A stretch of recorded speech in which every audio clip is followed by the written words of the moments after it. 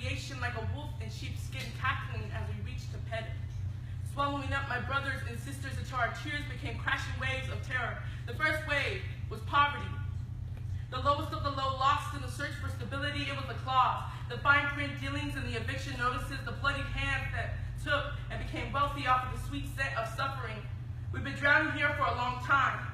Even before the colored boys and girls lying limp on the streets, before we could vote, crushed when we tried to sing, our knees familiar with rocky concrete and feet used to marching. We've been drowning, completely invisible and silent, a part of our culture. But people only heard us when it came. Only started to see when the sea reached the headlines. Did it come as a bullet held by a scared man or a teenage boy that walked past the wrong house and was too dark to see during the stormy night? No, it came as a hurricane. The way many things do, a natural catastrophe, one that people could not control, but seemed to care more about fixing. A storm known for creating underground cities with no living residents, people known only for staying, not leaving. Taking mothers and fathers, it took my brother, he's gone. I couldn't hold on, his fingers too slick and too small. Help me, God, help us.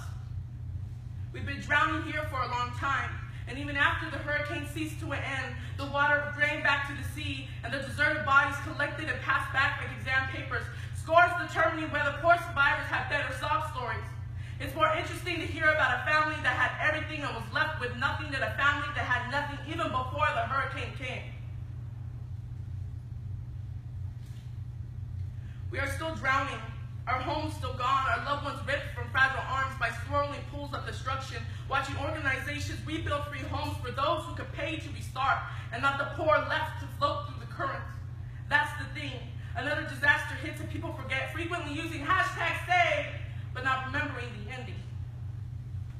Pushed to the back of the mind, collecting dust, forgetting that there are people still resettling, hosting funerals for empty caskets, waiting for better times while they accept excuses. The last lifeboat couldn't fit us all inside, they said.